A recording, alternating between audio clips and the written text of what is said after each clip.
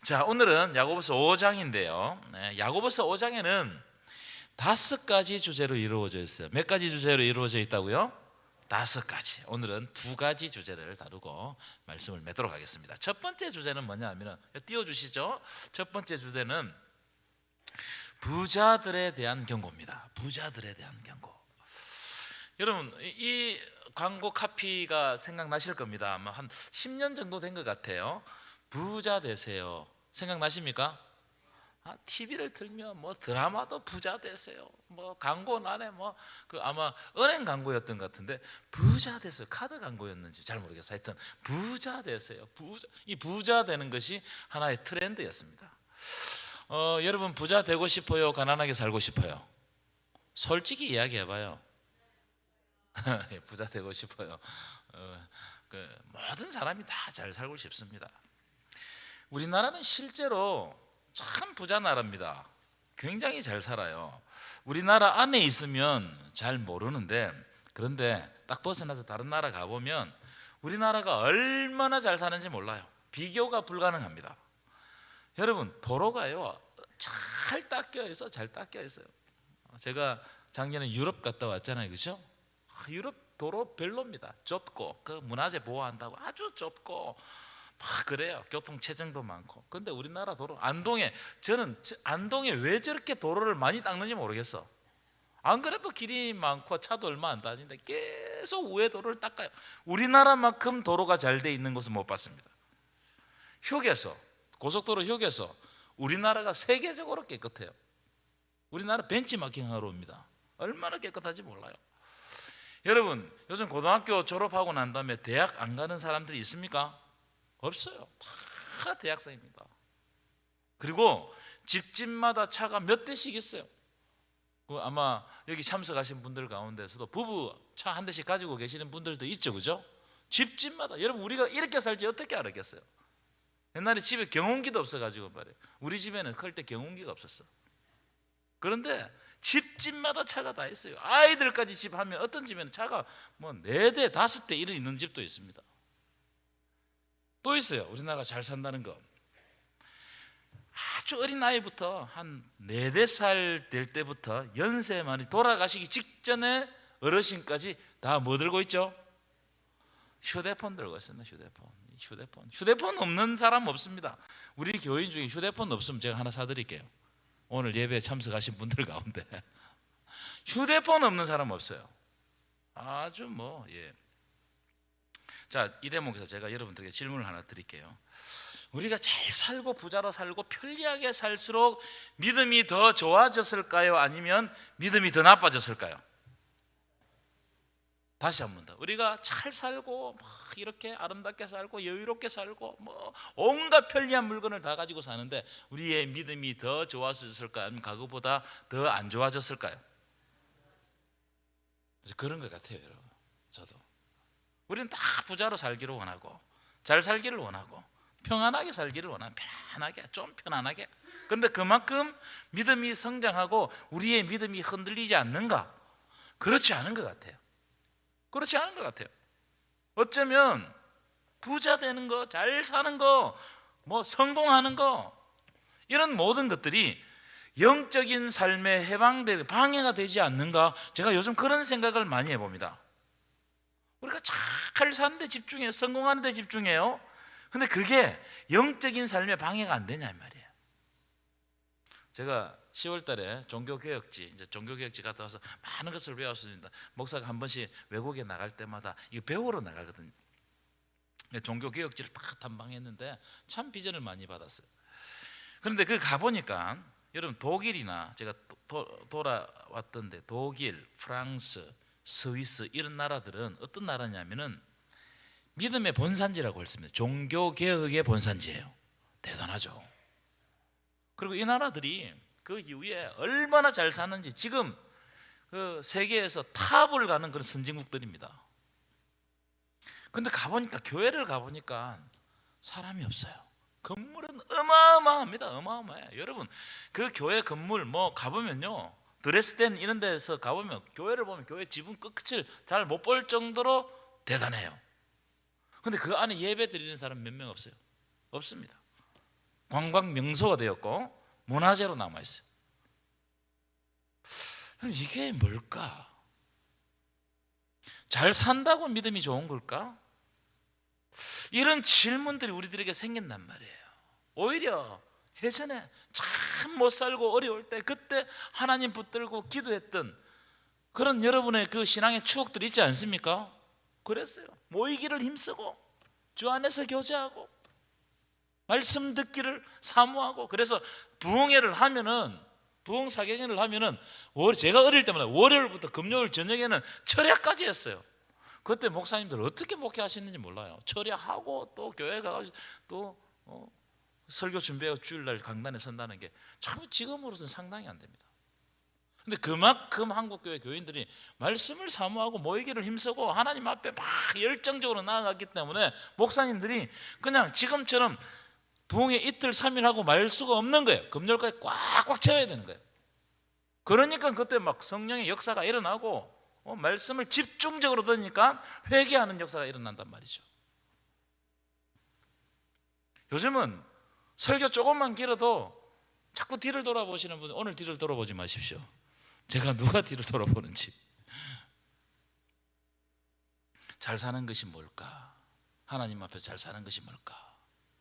한번 돌아봐야 됩니다. 자, 그런 의미를 가지고 5장 1절 보실까요? 5장 1절.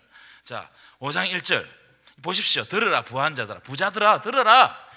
너희에게 임할 고생으로 말미암아 울고 통곡하라. 여러분, 이 말씀은 무슨 말씀이냐면 이런 뜻인 것 같아요. 부한자들은 하나님으로부터 심판받을 가능성이 더 높단 말이에요. 지금은 부자로 떵떵거리고 사는데, 그런데 하나님의 심판이 이르면 너희에게 임할 고생으로 말미암아 울고 통곡해라. 통곡할 날이 온다는 거예요. 지금 이 땅에서 너희들이 편안하게 살고 뭐 떵떵거리고 살지만 하나님의 심판이 딱 이르는 순간 너희들이 울고 통곡한다는 거예요. 누가복음 12장에 보면 어리석은 부자의 비유가 나옵니다. 여러분 잘 아시죠? 이 부자가 참 성실했던 것 같아요. 그래서 그의 소출이 풍성해가지고 뭐라고 이야기하냐면 곡간을 하나 더 지어야 되겠다. 여러 해 쌀 물건을 쌓아야 되겠다. 그러니까 얼마나 부자가 됐습니까? 그래서 막 곡간을 짓고 막 쌓았습니다. 그리고 자기 영혼에게 지금까지 수고했으니 이제부터 평안히 쉬고 먹고 마시고 즐거워하자, 이렇게 자기 영혼에게 이야기했다는 거예요. 자, 제가 여기서 질문하겠습니다. 이 사람이 무슨 잘못한 것이 있어요, 없어요? 세상적으로 볼 때 잘못한 게 있어요, 없어요? 열심히 일했어. 큰 부자가 돼. 이 세상적인 눈으로 볼 때 아무 잘못된 게 없어요. 오히려 이런 일은 칭찬해야 돼요. 저렇게 하면 성공한다고 칭찬해야 될 일 아니겠어요? 그런데 하나님이 그 밤에 그 사람의 영혼을 도로 찾아가신다는 겁니다. 그리고 하시는 말씀이 이렇게 말씀하십니다. 어리석은 자여, 오늘 밤에 내 영혼을 도로 찾으니 그러면 네 준비한 것이 누구의 것이 되겠느냐? 이 말씀을 딱 하세요. 여러분, 이건요 세상 사람들이 보면은 야, 하나님이 뭐 저렇게 놀부 같노? 그렇게 생각하지 않겠습니까? 여러분, 이 말씀이 뭘 의미하는 말씀이냐면 하나님을 떠나서 부자가 되고 성공하고 떼돈을 버는 것은 오히려 재앙이단 말이에요. 재앙. 이 말씀을 주는 거예요, 우리들에게. 재물 때문에 오히려 하나님을 만날 기회를 얻지 못한다는 거예요. 그래서 그 재물과 함께 망한단 말이에요. 재물과 함께 망한다. 그런 이야기잖아요. 누가복음에는 이런 비슷한 이야기들이 많습니다. 부자와 나사로 이야기, 여러분 잘 아시죠? 방금 제가 말씀드렸던 그 비유와 맥락이 비슷한 말씀이라고 생각해요. 부자가 부자로 떵떵거리고 살았습니다. 그런데 이 사람의 결론이 어떻게 되었느냐? 하나님을 믿지 않고 지옥에 떨어졌어요. 부자가 천국에 들어가는 것이 낙타가 어디로 들어가는 것보다 힘들다고요? 바늘기로 들어가는 것보다 힘들다는 거예요. 그러니까 이 부자가 지옥에 떨어져서 하나님의 심판을 받았다 이 말이에요. 그러나 나사로는 이 땅에 어렵게 살지만 하나님과의 관계를 가졌던 것 같아요. 예수 안에 있었던 것 같아요. 그러니까 아브라함의 품에 안겼다고 기록하고 있어요. 왜 그랬을까? 여러분, 이 거지 나사로는 의지할 데가 없습니다. 그러니까 하나님 붙들고 사는 거예요. 비록 거지로 살았지만, 비록 고통 가운데 살았지만 그 고통이 하나님을 떠나지 않게 만들었다 이 말이에요. 이 놀라운 이 비결 아니겠어요, 여러분? 영적 비결이 여기 있다 이 말이에요. 그래서 오늘 본문, 우리가 읽을 본문과 방금 제가 소개한 이 누가복음의 두 비유는 부자로 사는 것보다, 이 땅에서 떵떵거리고 남 앞에서 막 화려하게 사는 것보다 예수 안에서 사는 것이 더 중요하다는 거예요. 아멘이십니까? 예수 안에 사는 것이 더 중요하다, 이야기를 하는 거예요. 자, 그 다음 말씀 한번 보실까요? 그 다음 말씀 제가 읽어드리겠습니다. 5장 2절 보십시오. 너희 재물은 어떻다고요? 썩었다. 왜 썩었을까요? 안 쓰고 계속 쌓아두니까 썩는 거예요. 안 쓰고 계속 쌓아두니까. 너희 옷은 뭐 했다고요? 좀 먹었다는 거예요. 왜 좀 먹습니까? 옷이 왜 벌레가 쓰는 거예요? 옷을 안 입고 계속 쌓아놓기만 하니까 벌레가 와서 좀 먹는 거예요. 그만큼 쌓아두고 다른 사람들에게 안 베푸는 겁니다. 쌓기만 하는 거예요. 자, 5장 3절. 너희의 은과 금은 어떻게 되었다고요?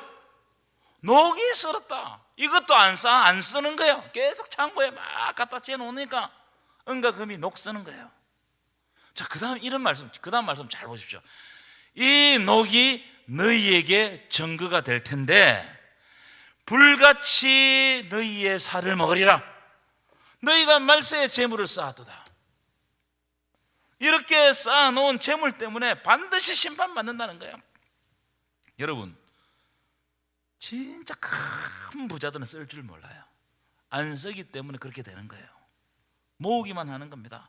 결국 모으다가 하나도 가져가지 못하고 다 썩혀 버리는 거예요. 다 버린단 말이에요. 자, 그런데 오늘 야고보서가 하나를 딱 지적해요. 뭘 지적하느냐면, 이 사람들이 재물을 어떻게 모았냐 말이에요. 이 사람들이 재물을 정직하게 모았냐? 여러분, 큰 부자가 된 사람들은 합법적이지 않게 돈을 모아요. 다 그렇습니다. 다 뭔가 착취하고 부정적인 방법으로 돈을 모을 때 다른 사람보다 더 큰 부자가 될 수 있는 거예요. 자, 5장 4절 보십시오. 5장 4절. 보라, 너희 밭에서 추수한 품꾼에게 주지 아니한 싹시 소리를 지른다는 거예요.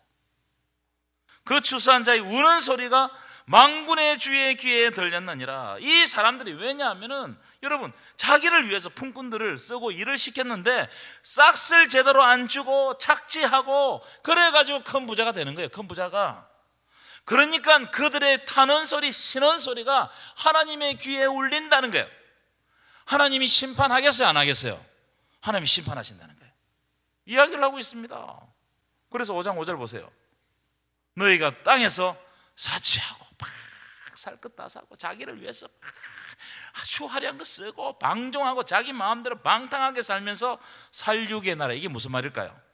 사람들이 싹을 받지 못해가지고 많은 사람들이 고통 가운데 죽는단 말이에요. 이 살육의 날에 부자들은 너희의 마음을 살찌게 하였도다. 너희의 마음을 살찌게 했다. 이 말은 자기 마음만 편하면 된다 이거예요. 내가 끌고 모아가지고 다른 사람 죽든지 말든지 내 마음만 편하면 된다는 거예요. 내 마음 편안하니까 뭐 괜찮다 이거예요. 여러분, 이렇게 재물을 쌓고 모으고 하는 거 하나님 기뻐하지 않습니다. 여러분, 좀 가난하게 살고 좀 부족하고 결핍이 있어도 그것이 하나님을 만나는 통로가 되면 그게 축복인 줄 믿습니다. 아멘이십니까? 그게 축복이에요. 여러분, 어느 날 여러분에게 돈벼락이 떨어졌어요. 여러분, 어떻게 할게요? 믿음이 없어질 사람들이 많습니다. 여러분, 그렇잖아요. 부부가 둘이 로또를 맞았어. 거의 대부분 다 이혼해요. 왜 그럴까요? 그때부터 진짜 행복은 깨지고 돈의 욕심이, 돈의 우상이 그 사람을 차지하는 거예요. 얼마 전에, 몇 년 전에, 2, 3년 전인가요? 형이 이 복권에 큰 1등이 당첨됐습니다. 동생한테 준다고 그랬거든. 안 줬어요. 동생이 자꾸 달라 하니까 어떻게 돼요? 둘이 싸우다가 동생이 형을 죽여버렸어요. 그전에는 여러분, 형이 내가 주겠다고 할 만큼 얼마나 사이가 좋았겠어요. 근데 돈이 생기는 순간 이게 우상이 돼가지고 그 형과 좋은 관계가 다 깨지고 결국은 한 사람이 죽는 거예요. 여러분, 많이 가지는 것보다 우리가 어디에 더 집중해야 되냐면은 내가 하나님 안에 있는가, 예수 안에 있는가, 내가 하나님의 백성인가, 하나님으로부터 은혜를 받고 있는가, 그분과 관계가 괜찮은가, 이걸 봐야 돼요. 여러분은 괜찮으십니까? 아멘을 안 하시네. 여러분 괜찮으세요? 여러분 괜찮으시기를 축원합니다. 진짜 예수 안에 있는 거 부족하지만 이 세상은 다 결핍이 많습니다. 얼마나 결핍이 많은지 몰라요. 넉넉한 사람 한번 손 들어보세요. 나는 넉넉해서 죽을 것 같다는 사람 손 들어보세요. 아무도 없습니다. 나는 너무 건강해가지고 막 날아갈 것 같다는 사람 손 들어보세요. 아무도 없습니다. 없어요. 다 결핍이 있어요. 그런데 그 결핍 때문에 내가 하나님을 만난다면 그게 축복이라고요. 그 결핍 때문에 내가 하나님 앞에 나와가지고 무릎을 꿇고 기도한다면 그게 진짜 축복이라고요. 다 세상 것을 다 가지고 하나님을 잃어버리면 다 잃어버린 거예요. 그런데 세상 것을 다 잃었어요. 그런데 하나님 만나면, 전능하신 하나님 만나면 그것이야말로 수지 맞은 거예요. 믿으십니까? 그래서 여러분 자녀들을 위해서 기도할 때 하나님 이 자식은 어디 뭐 대학 가고 어디 뭐 무슨 취직하고 이런 거 기도하지 마시고 하나님 이 아이가 요셉처럼 평생을 하나님과 동행하게 하여 주옵소서. 이걸 위해서 기도해야 돼요. 얼마나 중요한지 몰라요. 자, 두 번째, 인내에 대한 교훈입니다. 인내에 대한 교훈. 여러분 인내 없는 믿음은 믿음이 아니에요. 인내가, 여러분 믿음은 항상 인내를 필요로 합니다. 믿음이 있는 자는 끝까지 참고 견뎌요. 성경에 보면 믿음의 조상들, 믿음의 영웅들을 한번 보십시오. 인내하지 않는 사람 단 한 사람도 없습니다. 그렇죠? 인내하지 않는 사람 아무도 없어요. 내가 인내하지 않았는데 믿음의 영웅이 되었다, 믿음의 조상이 되었다, 그런 사람이 어디 있어요? 없습니다. 다 인내를 통해서 하나님의 뜻, 하나님의 의를 드러내는 거예요. 이 인내가 그만큼 중요하다. 왜 인내가 필요하냐? 한번 따라하십시다. 하나님의 때가 있기 때문입니다. 왜 인내해야 되느냐? 하나님의 때가 있기 때문이에요. 여러분, 내가 하나님의 때를 알아버리면 인내할 필요가 없습니다. 그쯤 돼서 가서 하면 돼요. 그렇잖아요? 그런데 내가 하나님의 때를 몰라. 그렇게 어떻게 해야 돼요? 인내해야 되는 거예요. 인내. 여러분, 내가 생각하는 때와 하나님이 생각하는 때는 다릅니다. 우리는 이게 하나님의 때인데, 하나님의 때인데 아닐 수 있을 때가 많습니다. 아닐 때가 많아요. 하나님의 때는 도적같이 일어나요. 난 몰라요. 어느 날 갑자기 탁 이러는 거예요. 그걸 카이로스라 그래요. 하나님의 특별하신, 하나님의 역사하는 때. 그래서 하나님의 때가 이르기까지 인내하고 견디는 거예요. 야, 이게 어렵죠. 하나님의 때를 알아버리면 얼마나 쉽겠습니까? 이게 하나님의 때를 모르기 때문에 견디는 거예요. 견디는 거. 여러분, 신앙은 견디는 거예요. 여러분, 신앙은 견디는 겁니다. 신앙은 견디는 거예요. 7절 보세요. 7절. 자, 그러므로 형제들아, 주께서 강림하시기까지 길이 참으라. 여러분, 저도 오늘 저녁에 예수님이 당장 오셨으면 좋겠어요. 그럼 얼마나 좋겠어요? 오늘 저녁에 예수님이 임하신다면 너무 행복할 것 같아요. 왜냐하면 이 세상 사는 것이 만만치 않습니다. 그렇지 않아요?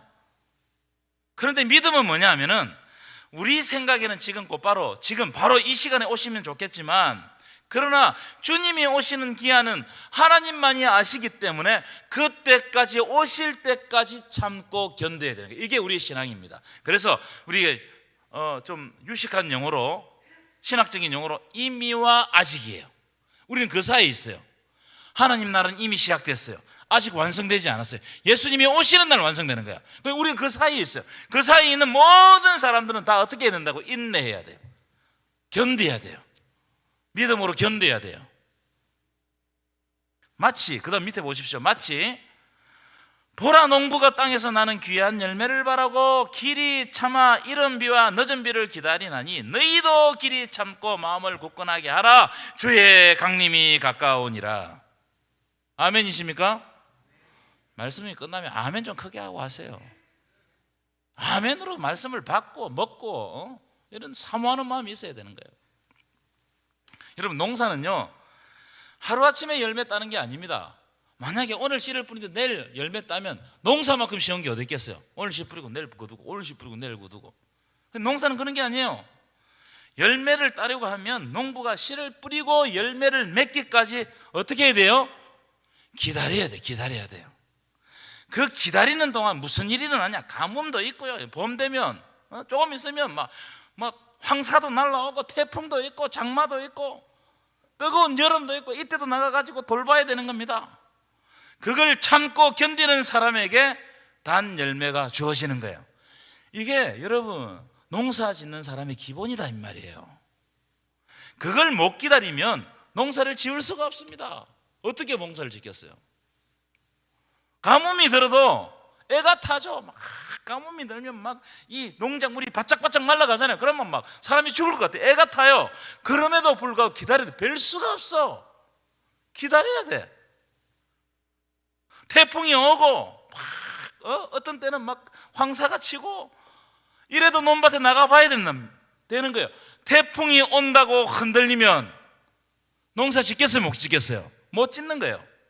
그때 태풍이 오고 가뭄이 오고 뭔가 막 내가 원하지 않는 그런 일들이 막 올 때 마음을 굳건하게 하고 주의 강림을 기다리는 것이 신앙이라는 거예요. 아멘이십니까? 이게 신앙이라는 거예요. 요즘 그리스도인들 너무 시험을 너무 잘 들어. 저는 제가 생각할 때 시험 들기로 작정하고 교회 온 것 같아요. 길이 참는 게 없어요. 인내하는 게 없어요. 조그마한 말을 못 들어. 섭섭한 게 너무 많아요. 마음을 굳건하게 안 합니다. 마음을 굳건하게 해야 돼요. 마음을 굳건하게. 신앙이 호락호락한 게 아니에요. 견디는 거예요. 참는 거예요. 인내하는 거예요. 특별히 9절 한번 9절 한번 읽어볼까요? 시작. 형제들아 보라 심판주가. 여러분 예수 믿는 사람이 신앙생활 하면서 요즘 보면요 불평과 원망이 너무 많습니다. 너무 많아. 이게 그냥 많은 게 아니고 예수 믿는 사람이 더 많은 것 같아. 불평과 원망이 너무 많아. 제가 오늘 원망이라는 말을 찾아보니까 불평을 터뜨리다 이 말. 터뜨리다. 영어 성경에는 투덜대다 이렇게 되어 있어요. 투덜대. NIV에 투덜거리다 뭐 이렇게 되어 있어요.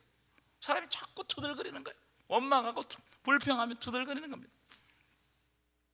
어떤 분들은 가만히 보면 원망과 불평이 습관화되어 있는 분들이 있어요.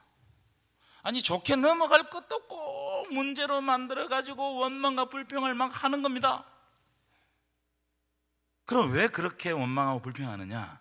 오늘 본문에 의하면 인내하지 못해서 그렇다는 거예요. 인내하지 못해서. 하나님은 광야 40년 동안 이스라엘 백성들을 훈련시켰잖아요. 훈련시키는데 어떤 것을 중점적으로 훈련시키냐면 제가 생각할 때 원망과 불평 훈련을 시켰어요. 불평하지 못하도록. 여러분 모세오경에 한번 찾아보십시오. 하나님은 원망과 불평에 대해서 아주 엄격하게 훈련시킵니다. 원망과 불평을. 이 광야 생활하는데 원망과 불평이 나오면 그걸 못 참으세요. 하나님 못 참으십니다. 여러분 성경에 기록된 이스라엘 백성들, 오경에 기록된 이스라엘 백성들이 광야 40년 동안 몇 번 정도 원망하고 불평했을까요? 제가 이걸 세봤거든요. 몇 번 정도 했을까요? 이야기해 보세요. 예? 10번 정도 했어요. 10번. 그럼 몇 년에 한 번 불평한 겁니까? 산술적으로만 따졌을 때 몇 년에 한 번 불평한 겁니까? 4년에 한 번 불평했는데 하나님은 4년에 한 번 불평할 때마다 아주 엄하게 다스려. 어떤 때는 불뱀을 보내고 어떤 때는 땅에 갈라지고 삼켜버리기도 하고. 왜 그렇게 하느냐? 왜? 하나님이 왜 광야에서 불평하는 그 결핍이 많기 때문에 불평할 수밖에 없어요. 물이 있습니까? 뭐 하늘보로 만나 오면 먹을까 말까?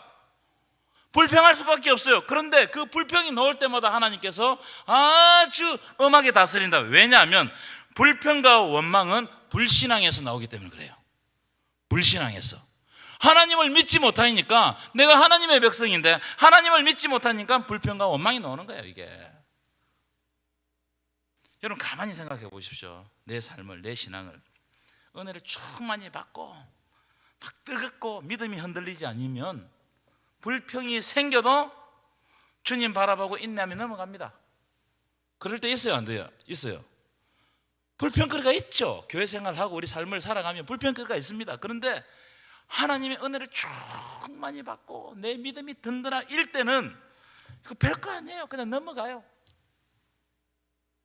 불평거리가 내 삶을, 내 신앙을 좌우하지 못한단 말이에요. 그런데 내 믿음이 흔들리거나 신앙이 시원치 않으면 아주 작은 문제도 불평거리가 돼요. 그래서 원망과 불신앙은 불평은 불신앙에서 나온다 이 말이에요. 원망과 불평은 불신앙에서 나온다. 이게 성경이 말하는 겁니다. 여러분 어떻게 하고 있습니까? 오늘 가셔서 저도 참 불평할 때가 많거든요. 한 번씩 이런 말씀을 탁 깨달 주실 때마다 한번 제가 깨달습니다. 그래 내가 어제 또 불평했지. 그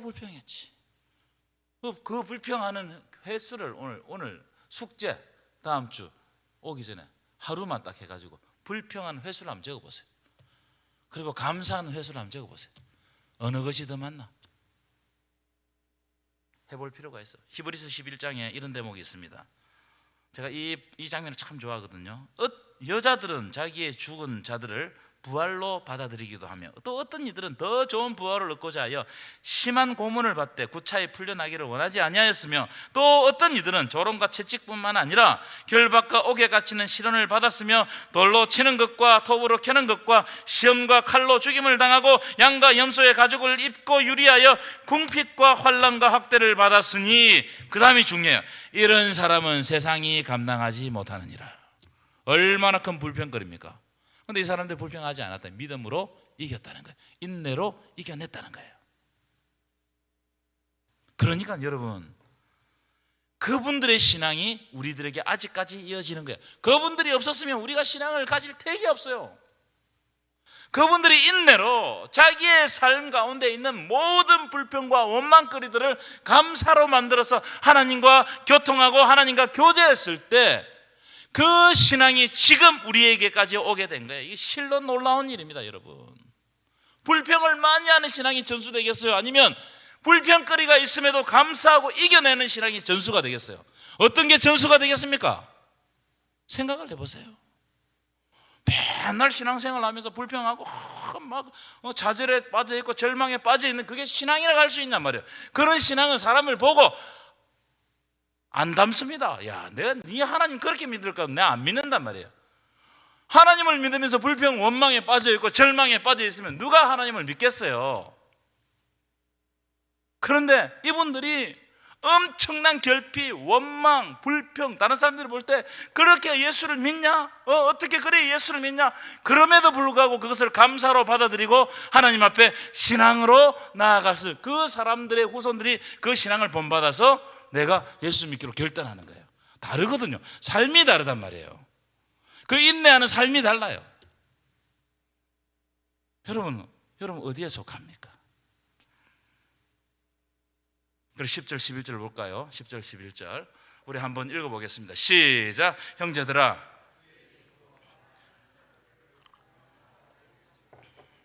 그렇죠.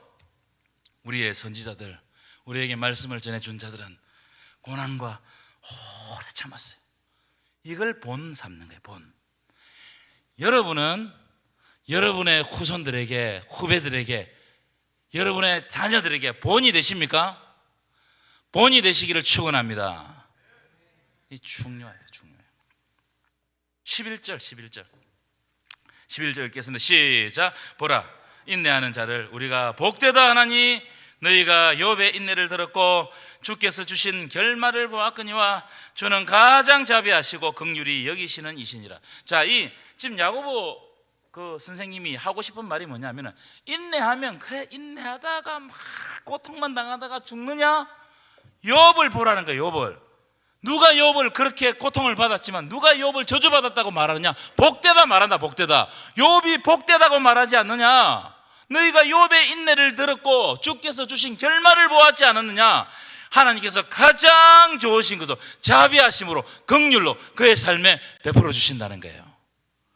여러분에게 이런 놀라운 역사가 일어나기를 간절히 축원합니다. 이게 신앙이에요. 불평거리들이 많지만 고통이 많지만 그러나 그것을 감사로 받아들이고 주여 내가 주께서 부르시면 가겠지만, 그러나 나에게 주신 이 시간들을 하나님 앞에서 성실하게 사람들에게 본이 되고, 그래서 주께서 주시는 좋은 결말을 사람들에게 보여주게 하여 주옵소서. 그게 본이 되는 거예요. 그게 힘이 되는, 그게 능력 아니겠어요? 이런 놀라운 능력의 역사들이 여러분 삶 가운데, 우리 예배위원회 모든 분들 한 분 한 분 삶 가운데 넘쳐나기를 간절히 축원합니다.